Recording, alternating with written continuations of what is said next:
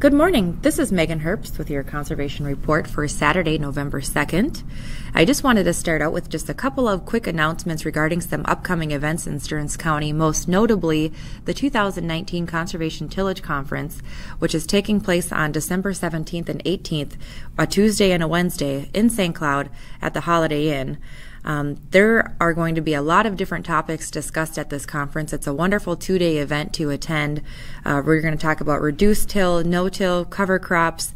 We're going to hear from veteran farmers. We're going to talk about economics of soil management systems, weed species and control, nutrient management and high residue systems, beginning and advanced strip till sessions, and many more topics. Early bird registration is $140 for 2 days. After December 2nd, the cost does increase to $180. But the good news is there are scholarships available through the Stearns County Soil and Water Conservation District. They are available on a first-come, first-served basis, so please do contact our office if you are interested in attending the Conservation Tillage Conference for a reduced rate. We can be reached at 320-251-7800 extension 3. Also, as everyone is aware, we have another very wet fall on our hands, and this makes manure management particularly difficult and shortens the already very limited window of opportunity for incorporating manure following harvest. Ideally, liquid manure applications would be delayed until the soil temperatures are below 50 degrees, but before the soil is frozen. And this seems to be a nearly impossible feat the last couple of years.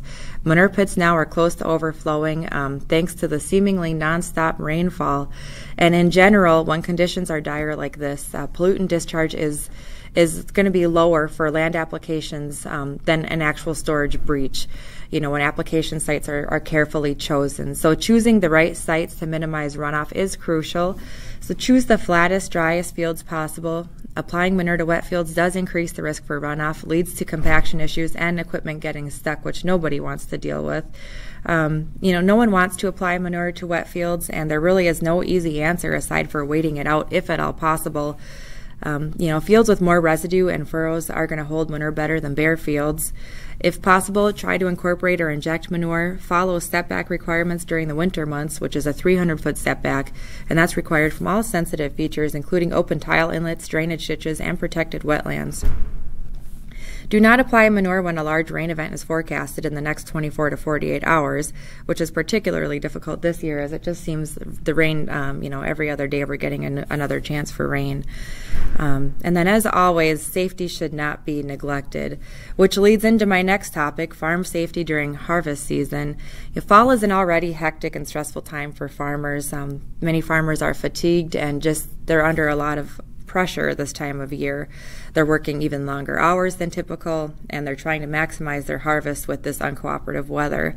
So they have a limited amount of workers oftentimes, and of course the days are getting shorter. So all drivers need to be aware that there will be a lot of large and slow-moving equipment on the roads. Farmers are working as fast and efficiently as they possibly can, and machinery can only travel so fast down roadways. So some advice to drivers out there are to, slow down immediately when you see farm equipment ahead of you on the road. Farm equipment isn't very fast, as we're all aware, so if you're driving 55 to 60 miles an hour, you're covering about 80 feet per second. It's not going to take very long to come right up on top of that slow-moving vehicle. Please be patient and wait to safely pass farm equipment. Unsafe passing is a primary factor in farm-related car accidents. And along those same lines, please be careful when approaching an oncoming farm equipment.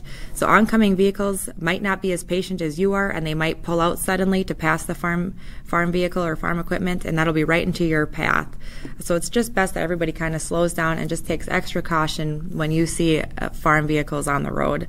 Farm equipment often has to make wide turns too, so be aware of that and help out by being patient and giving them enough room to turn. And since some of the equipment is fairly wide, you may still have to edge out onto the other side of the road further than normal. So even though farmers are very good at getting over as far as they safely can to let you by, the road shoulders can be really tricky, especially when the ground is so wet like it is right now. And then also harvest seems to amplify deer movement both day and night, so watch your speed and scan your surroundings for them as you drive. And like anything else, situational awareness will help reduce the risk. Finally, just a quick reminder that our tree program is taking place now and that we're accepting orders in the office and online. Trees are sold bare root either as seedlings or transplants. Each bundle includes 25 trees, and trees will be available for pickup in White Park the last week in April or the first week in May. That's about it for me. If you have any questions about any of the topics I covered today, or if you're interested in applying for a Conservation Tillage Conference scholarship, please contact the Stearns County Soil and Water Conservation District at 320-251-7800 extension 3. Thank you very much and have a wonderful weekend and a safe harvest and a safe deer hunting season as well. This has been Megan Herbst with your Conservation Report.